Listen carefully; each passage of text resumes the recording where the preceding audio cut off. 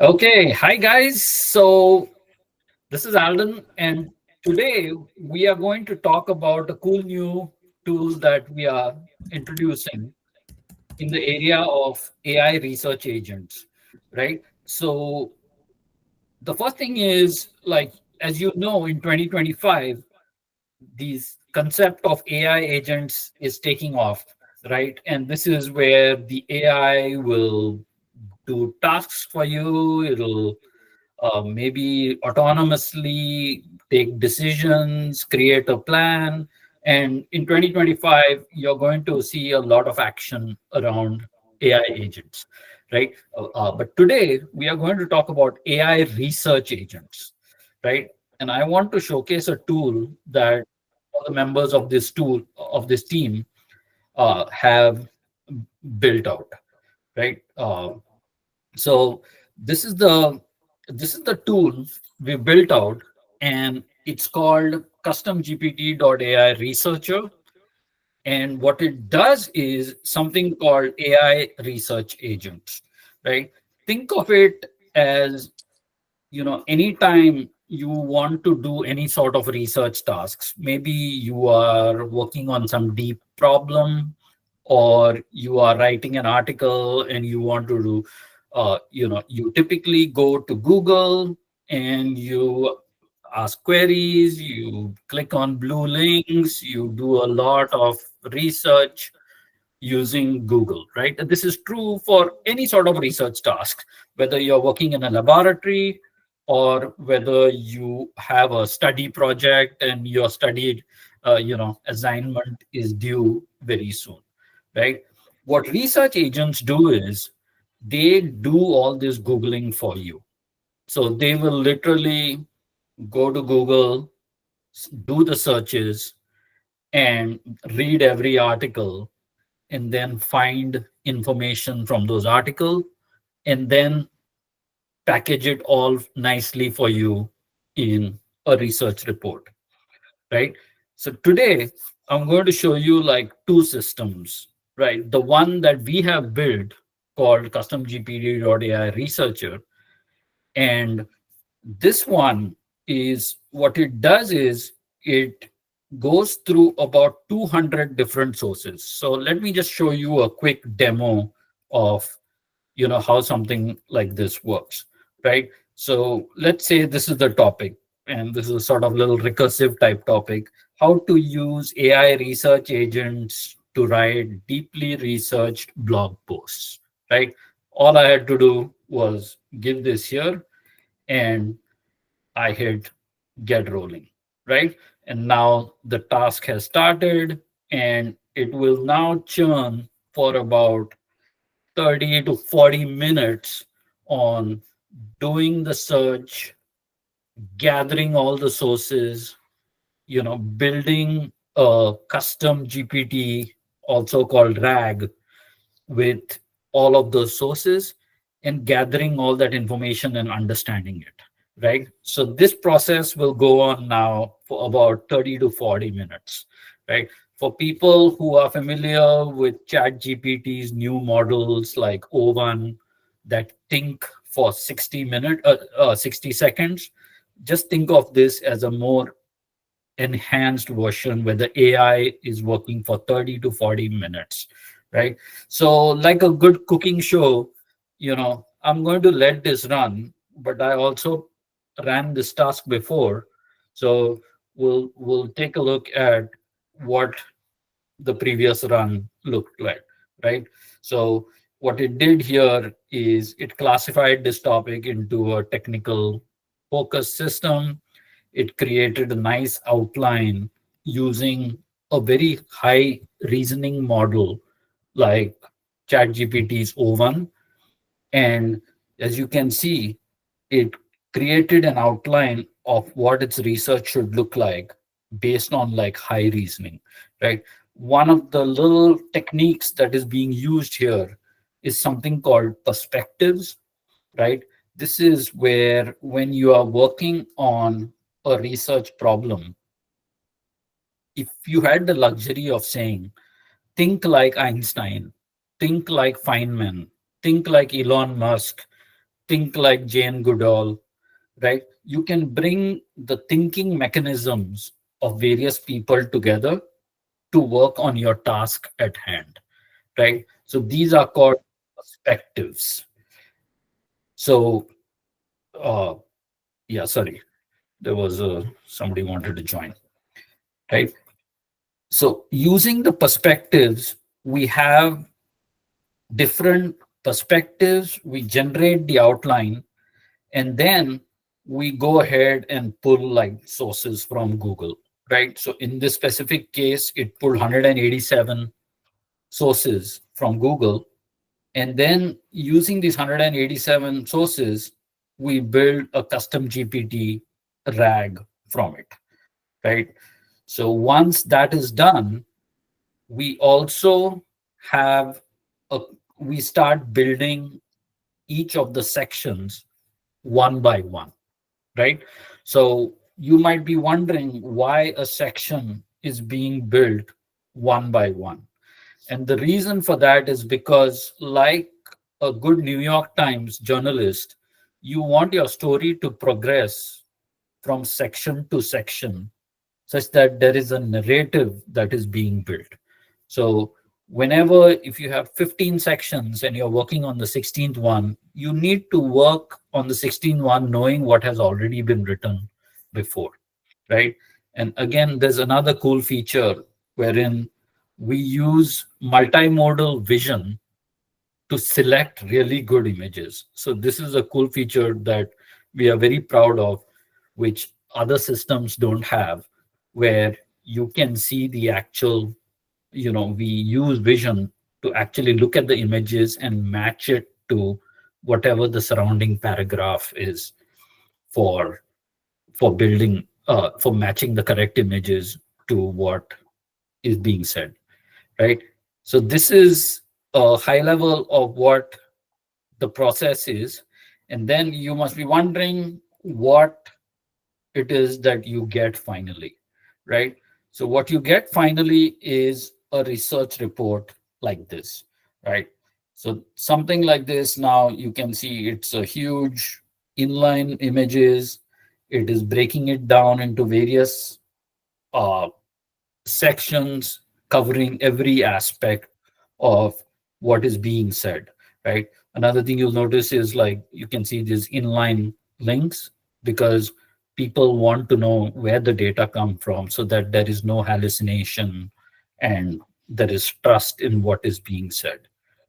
So the quality of what is being said here is a big aspect of what we are focusing on. Like we want these research reports to save at least like 20 hours for the typical use case. The good news is we tested it with a bunch of custom GPT customers, and we are getting great feedback that indeed this is saving a lot of time on research tasks, right? Whether the research task is to write a blog post or the research task is to submit a school assignment.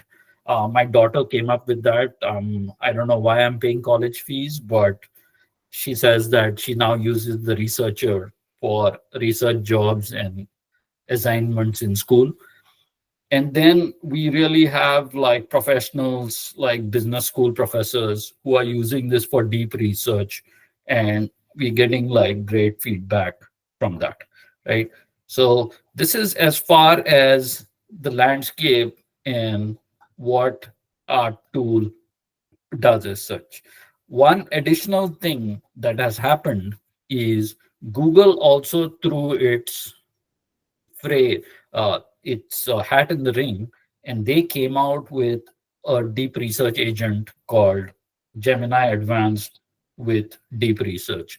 So in their case too, they have do something very similar, right? They go ahead and search like 20 to 30 Google search results, and then they give you a report which is somewhat similar to what ours is, with some slight changes. Like, if you look at the difference, you'll see that they don't have images.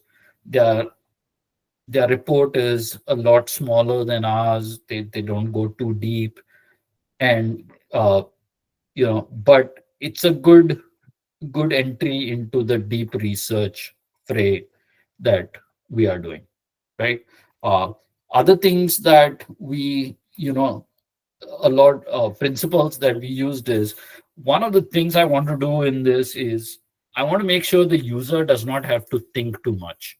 So a lot of the decision making and the output, we are using GPT-4 to make those decisions, right? So in the example that I gave you, it was a blog post style article. But if you give a technical style article, then it will behave more like a technical, like research oriented system. Like, you know, if you look at this example, this is something about table tennis and neuroplasty. And so the output will now switch more towards like researchy type, uh, citations, researchy type style. So decision making inside the agent is very dynamic based on what the user's intent is as given by the prompt, right? So this is where we are right now, and we're having a lot of fun doing this. And the hope is that we can use curated agents like this to solve actual business problems. Uh, we've already started using this very heavily to start writing blog posts, because that is tremendously improving the amount of time that it takes to write a good, high quality blog post. It's basically doing 90% of the research work for you, such that you can then come in and then finish up the last 10% or the last 2%, depending on how much time you have. So that's where we are. And I wanted to show you guys this, uh, you know, agent. So if anybody has questions, I'm sure that was a speed demo, but it's uh, it's free to try out. So I encourage everybody to give it a shot, right? And focus on like, what did it add value to whatever your task was. And the other thing I request people is, try it with something that you are like world best at, right? So even if that niche is like very small, right? So somebody like Ethan will be like, strategies for tennis in Tulane, right? Would be like, I'm sure Ethan is like one of the best people in the world when it comes to that niche, right? And Thank you. so that will help you see if the researcher is actually doing its job and giving you stuff that is elevating your already existing knowledge. Here, I do have a quick question. The content looks great, but I'm worried that this is not going to rank on Google or not going to be SEO optimized. Is it because I know Google strikes down a lot of AI driven content? That What, yeah. Yeah, How so do you guys? that is a good concern. And so there are two parts to this, right? First of all, ranking on Google is a function of a lot of factors, one of which is the content. So given all other factors remaining the same, when somebody is writing an article, it's important that they dish out for good content first. And that is why I always stress that this is a starting point for you to then optimize and humanize the article, right? It is, when I publish blog posts, I start with this output first, and then I sit down and I start editing, looking through it, and then putting my expertise onto the article. The reason this is important is because if I start writing articles from scratch, it takes me an entire weekend to get one article done. And that is just not practical for me. There have literally been weekends where all I've done is write one article, right? And using this process, it's helping me think through what is already important, and it's helping me to edit quickly and add my expertise rather than spending an entire weekend to write one article. Now, will it rank? That is a function of where you take the article, where do you put it? Does it have backlinks? Does it have authority? Right? Google has their 20 different, you know, ranking signals. So I never promise people that, oh, your article is going to rank.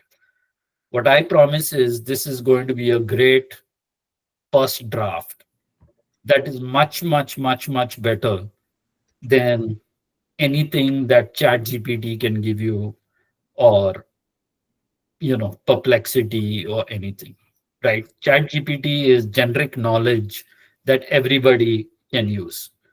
Right? Perplexity is an answer engine, whereas this is literally reading about 1.4 million words for every research topic that you give it, right? Understanding those words and then compiling a research report.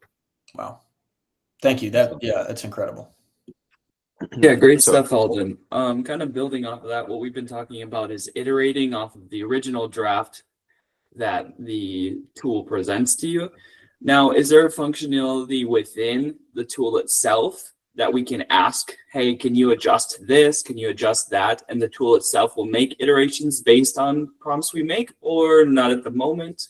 not at the moment. So what the tool can do is, when you're giving it the title, you can actually, we are going to change this where you can give it a full prompt. So you can say, write a research report about tennis strategies in Tulane to win, the SEC or whatever, right? And it will do its job. And you can say, also, I want it to be in APA format, and anything that you do typically in ChatGPT for formatting, style, and all of that, those can be done. What is not there is, once the report is generated, if you want to say, okay, remove this section and all of that, for that, what we recommend is you take the markdown and move it over either to Google Docs, or another cool thing to do would be to move it over to Claude and tell it, okay, here is my starting research.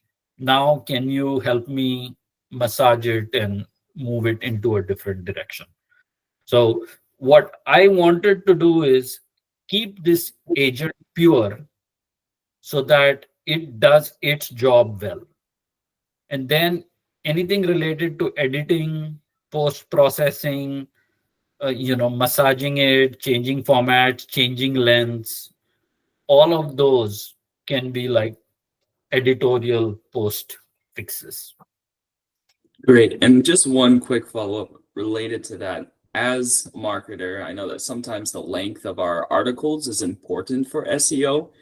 At the moment, as we move forward and you're giving those pre-instructions, are we able with this tool to give a fairly precise word count directive? Or is that something possible with this tool, I guess? So that is an often asked feature, and we are going to try and improve it. The bad news right now is it does generate pretty long articles. Like, in SEO, I think it's recommended to have 2,500 length articles, and right now it generates 6,000 length articles. So what I right now do is I take my comprehensive research of 6,000 words, move it over to Claude, and then in Claude, I tell it to convert it into 2,500. And also in Claude, I tell it to change my writing style to be my specific writing style. So Claude has become really, really good at any of those type of, like, formatting, style, change the word length, make it bigger, make it smaller, right? So almost like how previously you have videos that would be post edited, like that, Claude is a really good post editor for such research. I don't want to dominate the conversation, but that gives me one final question. You had mentioned that a feature that's coming, if I heard it correctly, maybe it's a feature that's already in place, is this ability to speak and use the thinking of certain famous figures, like you said, Elon Musk, Albert Einstein, things like that. Is it upcoming potential feature to be able to request that it write in your pre-existing style once it's written for you before, so that the article is already written in your style before it's shipped? Yeah. So so I want to make sure that we are not mistaking two different features here, right? One is if you want styling, right? For example, a writing sample, you can put instructions here about the writing sample. So if you have a certain style that you write with, you just give a writing sample, it will use that. But the Elon Musk thing that you mentioned is more around how people think rather than style. Elon Musk is a very first principle guy, right? Feynman and Einstein have a certain curiosity based thinking. When you give a research topic, we automatically do this for you, right? But if you want to specify it and say, like, please write an article on Tulane tennis and think like Roger Federer, you can say that and it will incorporate it into the mix.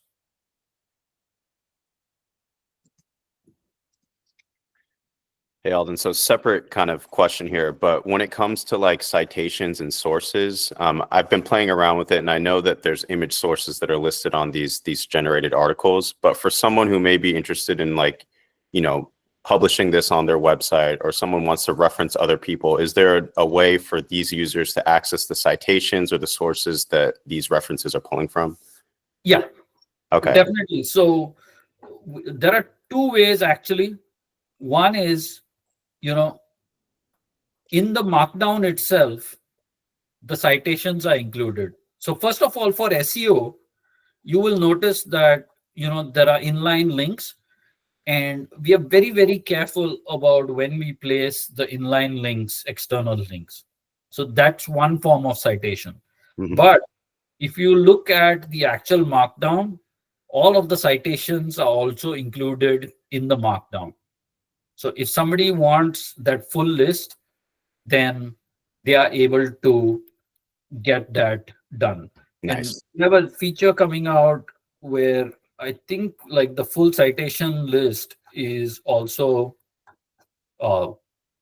we've already implemented this, where you get the full bibliography style Mhm. citation list. Very cool. Yeah. So citations are super important in research because people want to be like 100% sure that it's working out for them. Got you. Alden, can you highlight how the custom GPT RAG app fits into the whole Aha. researcher flow? Correct. So, as you would have noticed, one of the biggest steps for the researcher is the URLs and the sources that should be used, right? So I mentioned that here, based on the level of thinking, like Elon Musk or Feynman or whoever, it found 187 reliable sources, right? So these 187 reliable sources have to be sucked down, converted into something called a RAG, and then that RAG is what is used to generate each of the content blocks, right? So now, as you all know, CustomGPT.ai and via the API is a fantastic RAG which has the best accuracy and the best anti-hallucination. So we decided to use CustomGPT.ai API to dynamically create the project and then use that the for the generation. In fact, we should be able to go into the account and then see exactly what it is doing as far as the researcher is concerned, right? So in this example, let's see, maybe it's a different one. Uh, right.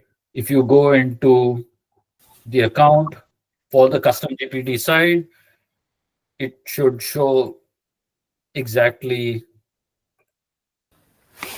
I'll say it may have been deleted. Oh, okay.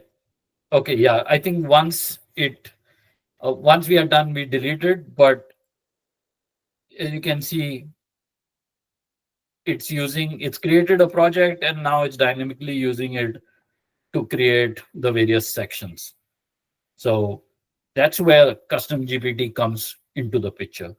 The other aspect and reason that we decided to use custom GPT is because, when you're building agents like this, you already have enough problems to deal with, especially with respect to quality and outputs and things like that. So we needed a fantastic RAG as a service that will take care of the RAG part of the equation. We did not want to deal with scalability, anti hallucination, accuracy, and all of that, right? So that's where Custom GPT API came into the picture. We just said, let Custom GPT deal with the RAG, let's use O1 for the reasoning. I think we use some multimodal APIs. We try as hard as possible to let other people and other APIs do the hard work such that we can focus on outputs, quality, orchestration, and things like that. Although you mentioned free at the moment, are there any limitations on what's freely available? Yeah, the free, that's a good question. Right now, we allow one article per day, and I think it's 5 per month as the limit. The reason we have these limits is because it is insanely costly to have AI run for 40 minutes. When we were doing this about 2 months ago, the average cost to generate one article was around $6. And now we've optimized it a little where we brought it down to $1. And the hope is that the scaling laws will start kicking in and we can then further optimize it down to like a couple of cents, right? When it reaches that level, it really starts changing the economics of a lot of activities, whether you're conducting lab research, whether you're writing blog articles, whether you're doing homework, all of those economics will start changing.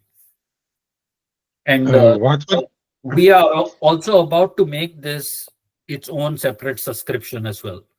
So people who want to generate lots of blog posts, they'll have to sign up for a premium plan that we are right now working on.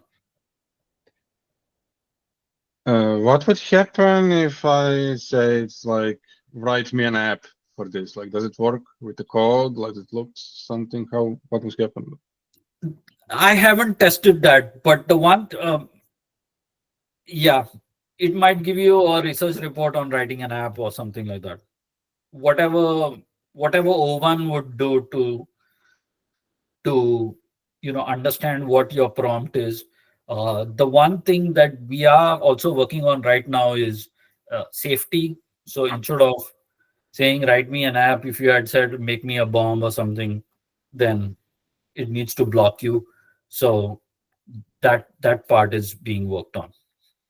Like, it's interesting. The moment we announced this, the first two people who started using it started spamming the hell out of it, generating like 100 articles. So these are also considerations that we have to put through.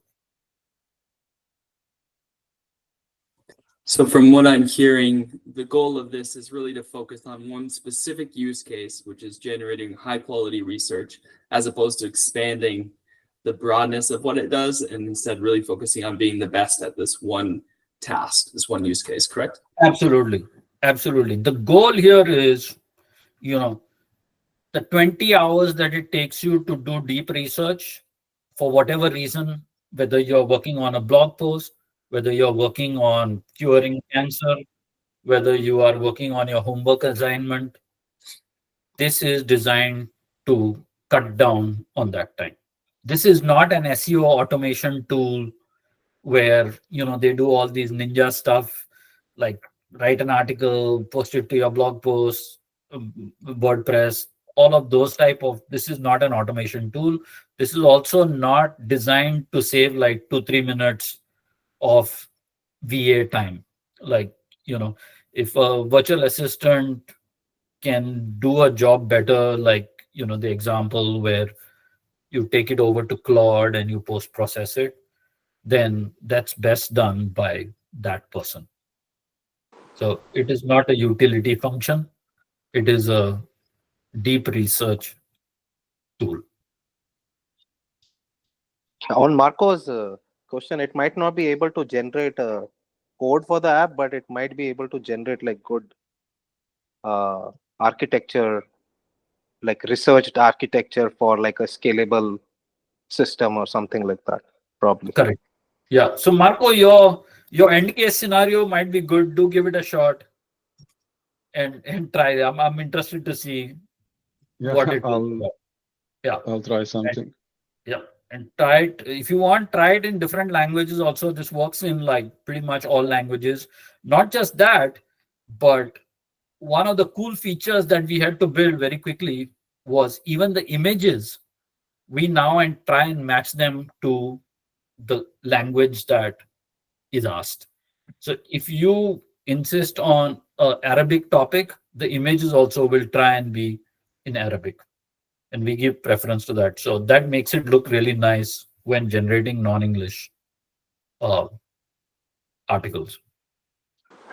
As you mentioned, I wanted to continue, if I can first continue on this. So as you mentioned languages, so if it's research on a topic, does it when you input in English, but for example, on that specific topic, there are better sources in Spanish. Will it find them or just English, or how it The correct answer to this is, if the Google search returned a Spanish article, it will suck in the Spanish article, and the contextual and vector similarity stuff will take care of whether it is a good context or not.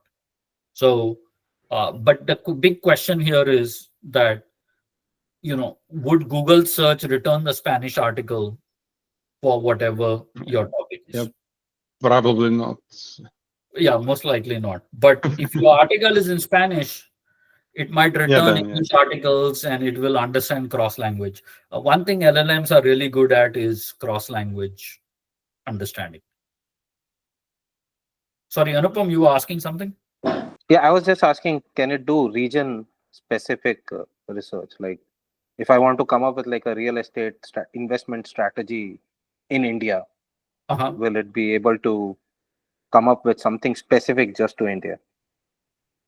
Yeah, give it a shot. If Google search supports it, then it will do it. Yesterday, I generated one about some startup and financial stuff for London. Yeah, here you go. Actually, I did something similar with an AI grant specific to Boston or just to Massachusetts. So it tailored the whole article to just AI related stuff in Massachusetts. So it was able to do that for me. Yeah, totally. So here's an example, Anupam, where somebody said the viability of London as a financial hub for next 10 years. Write me a comprehensive McKinsey style consulting report. And it did its thing. The guy is, I think he's now checking to see if it worked. By the way, I was mentioning academic style citations. Check these out. Like where it does the 3, 4. Can you share the screen again? I'm not sure. Oh, sorry. Are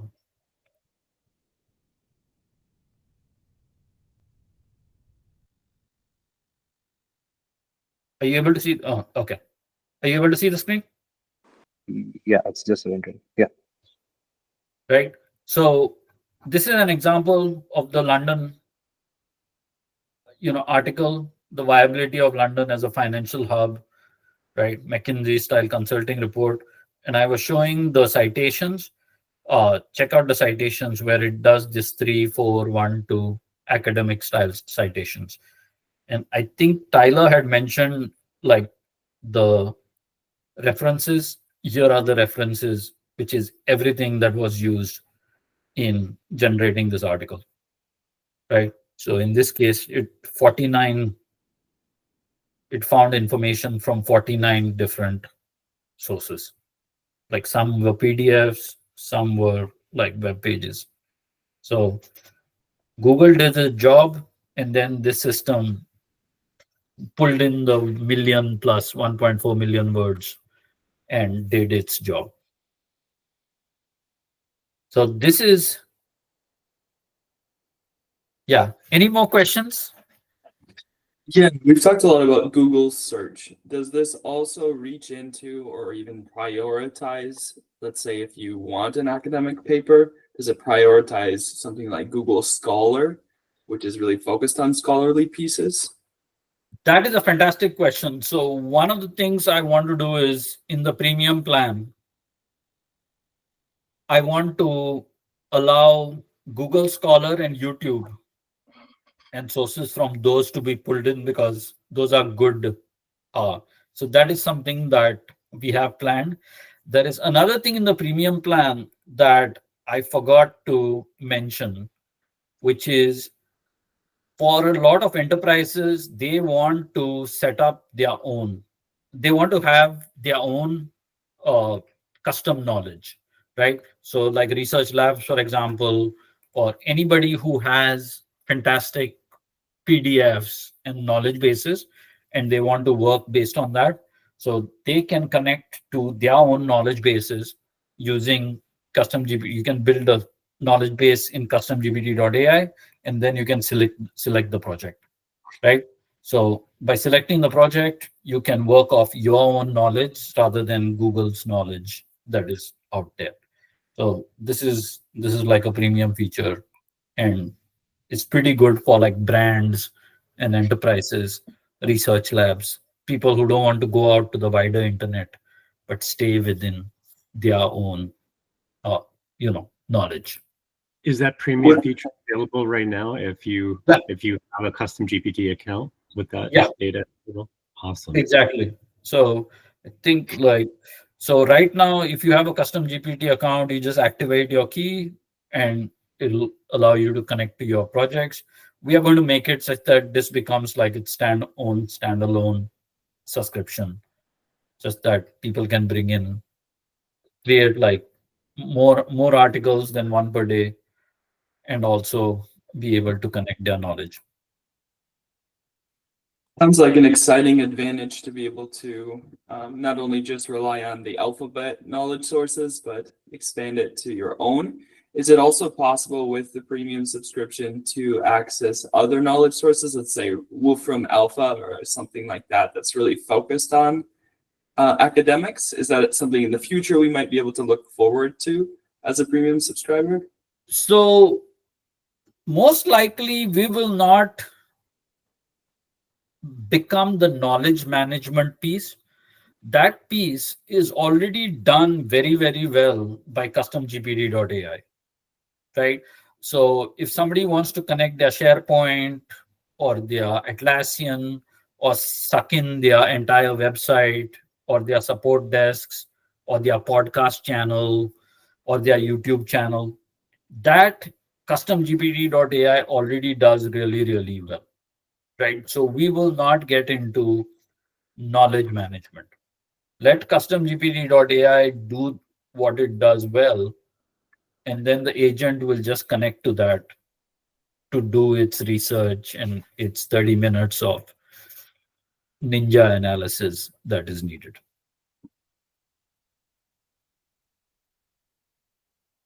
Okay, cool. So this has been good, guys. Thanks so much for being on the call and the insightful questions. And as you can see, my vision is that this year, a lot of AI is going to be about these agentic AIs. But my bet is that it's going to be about curated agents like this that generate and deliver business outcome, right? There are lots of cool agents coming out, but nobody is clear about what the business outcome is. And this is an example where we started with the primary principle that it should save 20 hours on research tasks. Whether you are writing a blog post, whether you're working in a research lab, whether you're doing your homework, this should save 20 hours. And that is the fundamental principle that we are operating under and focused on things like quality, trust, citation, speed, all of those also come into play. So looking forward to this and other cool agents that we will be building. Let me stop the recording. Awesome. Thank you, Alden. That was great. Yeah.